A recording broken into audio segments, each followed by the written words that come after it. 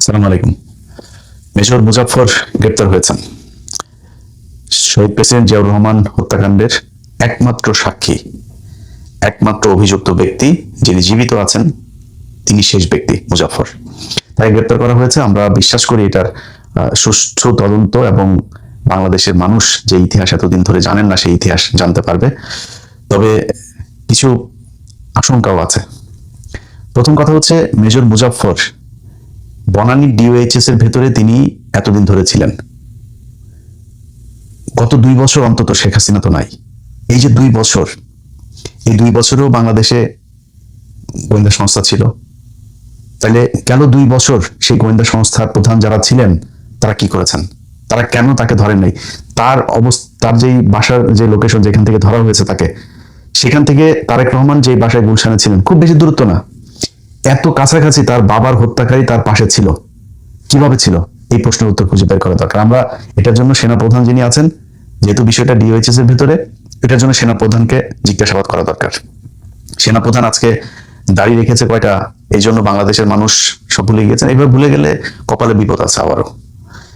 এই ওয়াকার সেই ওয়াকার যে কিনা তার সংস্থার ভেতরে, তার বাহিনীর ভেতরে সদস্যদেরকে দাঁড়িয়ে রাখতে দেয় নাই, দাঁড়িয়ে রাখতে নিরুৎসাহিত করা হয়েছে। যাদের দাড়ি ছিল, দাড়িওয়ালা মানুষ যে নামাজ পড়ে 5 ওয়াক্ত, তাদেরকে শেখ হাসিনা রাষ্ট্রপতি, সেনাপ্রধান এই সেনানিবাসের কোনো প্রোগ্রাম হলে সেখানে তাদেরকে ডিউটিতে রাখা হইতো না। আমার নিজের রিলেটিভ, তার বাবা আমার ভাই, আমার ভাগ্নে একজন, সে হচ্ছে গিয়ে আপনার ভাতিজা আমার। তো সে হচ্ছে গিয়ে আপনার এই 2000 সম্ভবত 18-19 এরকম কোন একটা ইয়েতে আপনার কুচকাওয়াজের দিন তার বাবা এসছে, আমার সেই চাচাতো ভাই, সে এসছে তার চোখের অপারেশন করানোর জন্য। সারাদিন কোয়ার্টারের ভেতরে তাদের ওই বাসায়, তার ওই ইয়েতে বাড়িতে তালা দিয়ে রাখা হয়েছে। তালা দিয়ে রেখে একজন সদস্যকে বাইরে রাখা হয়েছে, যদি তার কিছু প্রয়োজন হয় সে এনে দিবে, নিয়ে দিবে, কিন্তু তাদেরকে ঘর থেকে বেরোতে দেবে না। একমাত্র অপরাধ আমার ওই ভাইয়ের মুখে দাঁড়িয়ে আছে, তিনি তাবলিক করেন, কপালে দাগ আছে, এই জন্য তাকে এইভাবে রাখা হয়েছে। এটাই ঘটেছে এই গেল 15 বছর পিলখানা, এই আপনার সেনানিবাসে। যাদের নাচ গান রাতের বেলা সেনাবাহিনীর এই কি বলে এটা ক্লাবগুলোতে আপনার মদ নারী নিয়ে তারপর করতো, তাদেরকে বিভিন্ন গুরুত্বপূর্ণ পদে রাখা হইতো। নামাজ রোজা করা, দাড়ি রাখা, এটাকে ভীষণ রকমের অপরাধ মনে করা হইতো। এটাই গেল 15 বছর এভাবে ঘটেছে। সো সেই ওয়াকারই তো এই ওয়াকার। এই ওয়াকার 24-এর পরও আওয়ামী লীগের প্রতিটা মানুষকে পালিয়ে যেতে এই ওয়াকার সহায়তা করেছে। এই যে কয়দিন আগে শিরিন শারমিনকে দেখলেন নাটক হয়েছে, এই শিরিন শারমিন, এই ওয়াকার তাকে এতদিন ধরে শেল্টার দিয়ে সেনানিবাসে ছিল, তিনি খোঁজ নিয়ে দেখেন। সো সেই ওয়াকারকে জবাব দিতে হবে, তিনি এইখানে এতদিন কিভাবে ছিলেন। আমার কাছে থাকা যে তথ্য, তিনি কলকাতায় আপনার 1981 সালে তিনি চলে যাওয়ার পর 96 পর্যন্ত তিনি ভারতে ছিলেন, এবং 96 পর্যন্ত ভারতে থাকাকালীন তিনি 2টা নাম ব্যবহার করেছেন, একটা বিপ্লব সরকার আর একটা হচ্ছে জয় ব্যানার্জি। এই 2 নামে তিনি বাংলাদেশে আসা যাওয়া করেছেন। এরপরে 96 সালে শেখ হাসিনা ক্ষমতায় আসার পর ভারত তাকে বাংলাদেশে দিয়েতে, যাও তুমি, আর কোনো সমস্যা নেই। সে দিব্যি বাংলাদেশে থেকেছে, খেয়েছে, কোনো সমস্যা হয়নি এখনো পর্যন্ত। 5 তারিখের পরের 2 বছরও তিনি বাংলাদেশে থাকলো। বাংলাদেশ এই মুহূর্তে সিআইডি প্রধান, ডিজিএফআই প্রধান, ডিবি প্রধান, সবাইকে ধন্যবাদ যে তারা তাকে শেষ পর্যন্ত ধরেছে।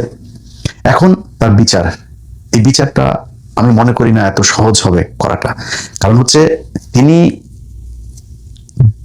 এই পিলখানা হত্যাকাণ্ডে আপনার ডক্টর ইউনূসের সময়ে একটা স্বাধীন তদন্ত কমিশন গঠন হইলো, সেটা তদন্ত করলো, রিপোর্টটা প্রকাশ করতে দেওয়া হলো না, সেই রিপোর্ট অনুযায়ী কোনো কাজও করতে দেওয়া হয়নি। কারণ কি? কারণ হচ্ছে ভারত পিলখানা হত্যাকাণ্ডের সাথে জড়িত ছিল। আজকে মুজাফফর যে হত্যাকাণ্ডের কারণে তাকে গ্রেপ্তার করা হয়েছে, সেই জিয়াউর রহমান হত্যাকাণ্ডের সাথে ভারত সরাসরি জড়িত ছিল। এই কারণে তাকে এই বিচার করা এত সহজ হবে না। জেনারেল এরশাদ, তিনি জেনারেল মঞ্জুকে আপনার তার সময় খুব তড়িঘড়ি করে তারপর জেনারেল মঞ্জুকে হত্যা করা হলো। কারণ কি? জেনারেল মঞ্জু সবকিছু জানতেন, কিভাবে কি হয়েছে সেটার সাথেও ভারত জড়িত, তার হত্যার সাথেও ভারত জড়িত। অতএব এই ভারত জড়িত থাকার যে জায়গাগুলো, এই জায়গাগুলোকে ফাইন্ড আউট করতে গেলে নানান ধরনের সমস্যা আসবে। এখন আমরা শুনছি যে মুজাফফরকে সম্ভবত তাকে 24 ডিভিশনে পাঠানো হচ্ছে। কারণ 24 পদাতিক ডিভিশনে সে কর্মরত ছিল, এই জন্য তাকে সেখানে নিয়ে তারপরে কোর্ট মার্শাল করতে হবে, সেনা আইনে বিচার হইতে হবে। সেনা আইনে বিচার হইলে কি হবে? তাদের আপনি বিদ্রোহের জন্য বিচার করবেন, কিন্তু এটা শুধু একটা বিদ্রোহের ঘটনা না, এটার সাথে বাংলাদেশের অনেক ইতিহাস জড়িত। তাকে রেখে আমি মনে করি যে আপনার একটা স্বাধীন একটা কমিটি তৈরি করা দরকার, যেটা একদম সার্বজনীন একটা কমিটি হবে। এটা করে তারপরে তাকে দিয়ে ইতিহাসের কোন কোন জায়গায় কোন কোন ঘটনার সাথে সে জড়িত, ভারত কিভাবে কেন তাদেরকে দিয়ে জিয়াউর রহমানকে হত্যা করিয়েছিল, এরপরে কি করেছিল, মঞ্জুকে কিভাবে হত্যা করা হলো, কেন হত্যা করা হলো, এরশাদের সাথে এতদিন ভারতের কি কি ডিল ছিল, এরশাদকে দিয়ে কি কি করানো হয়েছে, এই পুরো ইতিহাস তাকে দিয়ে খুঁজে বের করা সম্ভব। যে কারণে এই ঘটনাটা শুধুমাত্র জিয়াউর রহমান হত্যাকাণ্ড কিংবা ওই সেনা বিদ্রোহ হয়েছিল ওই 30 মে, শুধু এটার মধ্যে সীমাবদ্ধ থাকলে হবে না। এটার জন্য আমি মনে করি তারেক রহমানকে আরো বেশি কি বলবো যে দায়িত্বশীল এবং সতর্কভাবে পদক্ষেপ নিতে হবে। আজকে সকালে দেখলাম যে তারেক রহমান আমার দেশ পত্রিকা একটা নিউজ করেছে, সেখানে তারা পররাষ্ট্র মন্ত্রণালয়ের একজন ঊর্ধ্বতন কর্মকর্তার উদ্ধৃতি দিয়ে বলেছেন যে তারেক রহমান ভারত সফরে যাচ্ছে না। আমার জন্য আজকের দিনের সবচাইতে সুন্দর, সবচেয়ে মানে খুশির খবর হচ্ছে এটা, তারেক রহমান যদি ভারতে না যায়, এটা বাংলাদেশের জন্য, তারেক রহমান না মানে বাংলাদেশের জন্য যেই যেই জায়গায় ভারতকে প্রয়োজন আছে তার অল্টারনেটিভ রাস্তা খুঁজে বের করা দরকার এবং ভারতের সাথে সর্বোচ্চ সংকীর্ণতা দেখানো দরকার। তারেক রহমান যাবে না, এটাও আমার কাছে খুবই মানে সুখবর, এই দেশের জন্য একটা ভালো খবর। তো তারেক রহমান ভারতের সাথে করছে, মুজাফফরকে ধরেছে, 111-এর কুশীলব অনেককে ধরেছে। তার কাছে অনুরোধ থাকবে বিডিআর এর পিলখানার হত্যাকাণ্ডকে কেন্দ্র করে যারা জড়িত ছিল তাদেরকে গ্রেপ্তার করা এবং যে নিরীহ বিডিআর সদস্যরা এখনো পর্যন্ত জেলখানায় আছে প্রায় 450 মানুষ, তাদেরকে বের করে দেয়া। তাদের একটা আপনার বেঞ্চ গঠন করার জন্য তাদের শুনানি করা যাচ্ছে না। অতএব সরকারের কাছে অনুরোধ থাকবে বেঞ্চটা দ্রুত গঠন করে তাদের শুনানির ব্যবস্থা করে তাদেরকে ছেড়ে দেয়া। অনেকের 10 বছর আগে তার সাজার মেয়াদ শেষ হয়েছে, সেই মানুষগুলো এখন পর্যন্ত জেলখানায় আছে, তাদের প্রতি একটু সদয় হন। আপনার এই মুজাফফরকে আটকের সাথে ওইটার সাথে সম্পৃক্ত, কারণ ওইটাও ভারত ঘটিয়েছে, এটাও ভারত, সো আপনি তাদের প্রতি সুবিচার করা উচিত। এই মানুষগুলো অপেক্ষায় ছিল যে হাসিনার যদি কোনোদিন পতন হয় তাহলে তারা মুক্তি পাবে। 2 বছর হয়ে গেছে, 2 বছরের 4টা ঈদ তারা সেখানে পালন করেছে। তাদের প্রতি কোনো সরকার বিরোধী দল কেউই সদয় হয় নাই, এটা নিয়ে কেউ কথাও বলে নাই, এটা নিয়ে কেউ দাবিও তোলে নাই শক্তভাবে সরকারের কাছে। এখন পর্যন্ত সংসদেও কোনোদিন কেউ এটা নিয়ে কথা বলে নাই। অথচ উচিত ছিল 5 তারিখে তাদের সবাইকে বের করে দেয়া। যারা জেনুইন হত্যাকারী তাদেরকে খুঁজে বের করেন, এটা সবাই জানে, তাদের বিচার করেন। এটা একটা। আর যে ঘটনায় মুজাফফরকে আটক করা হয়েছে সেই ঘটনা তো আমি মনে করি যে 2 দিন আগে কনক সরোয়ারের ফেসবুক পেজে দেখলাম যে তারেক রহমান মাদারীপুরে গিয়েছেন, সেখানে তার গাড়ি বহরের উপরে পাথর, ইট বা কিছু একটা গাড়িতে নিক্ষেপ করা হয়েছে। তো যেখানে পাথর বা কোনো কিছু ঢেলা দেওয়া সম্ভব হয় সেখানে তো গ্রেনেড মারাও সম্ভব। তাহলে সিকিউরিটিটা দেখভালের দায়িত্ব কার ছিল, কারা দেখেছে, কেন এই সিকিউরিটি লিকেজ কেন হইলো, কেন এটা ধরা যায় নাই, কেন এটা নিয়ন্ত্রণ করা যায় নাই, এই জিনিসগুলো আমার মনে হয় আরো বেশি শক্তিশালীভাবে আরো বেশি সুন্দরভাবে করা উচিত। কারণ হলো আপনার তারেক রহমান যখন ইন্ডিয়ার সাথে আপনার চোখ তুলে তাকাইতে যাবে, নিজের অধিকারের কথা বলবে, মানে বাংলাদেশে শেখ মুজিবের কিন্তু শেখ হাসিনারা যেগুলো বলে, শেখ মুজিবের কিন্তু সেগুলোর বাইরে কিছু গুণ আছে যেগুলোরে শেখ হাসিনা খারাপ বলে। শেখ হাসিনা যেগুলোরে ভালো বলে সেগুলো হলো শেখ মুজিবের খারাপ গুণ। শেখ মুজিবের ভালো গুণ কি ছিল? শেখ মুজিব কোনোদিন পাকিস্তান ভাঙতে চায়নি। শেখ মুজিব শেষ পর্যন্ত চেয়েছিল এই পাকিস্তানের সাথে আবার সে ওআইসিতে গিয়ে যোগ দেওয়া, পাকিস্তান প্রধানমন্ত্রী ভুট্টোকে আপনার বাংলাদেশের সফরে আনা, এগুলো কিন্তু ইন্ডিয়া ভালো চোখে দেখে নাই। এই জন্যই শেখ মুজিবকে হত্যায় ইন্ডিয়া জড়িত ছিল এবং এটা ঠেকানো যায়নি।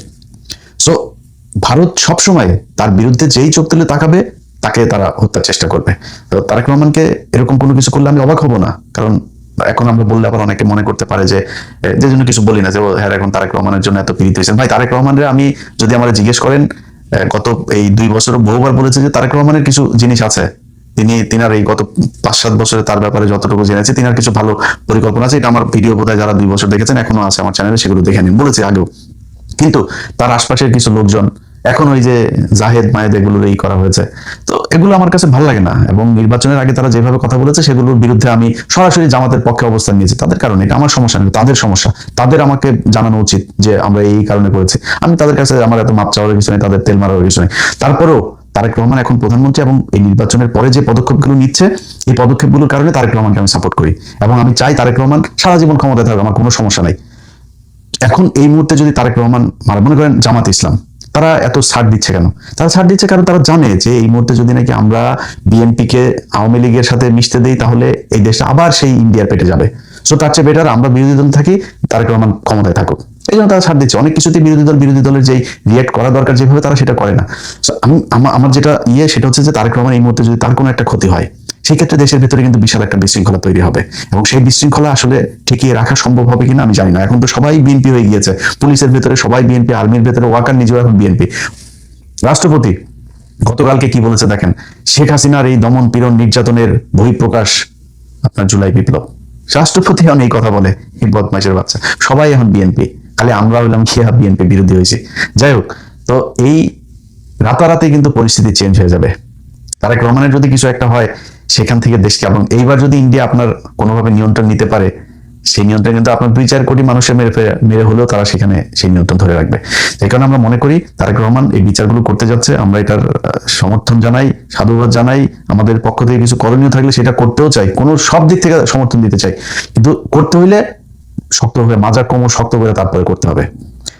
নিজের নিরাপত্তা দেখতে হবে, এবং ভারতের সাথে আমাদের এই পর্যন্ত 1971 সালের আগ থেকে এই পর্যন্ত কি কি ঘটনা, কিভাবে এই যে মেজর মুজাফর, সে নিজে আপনার ছিল, আপনার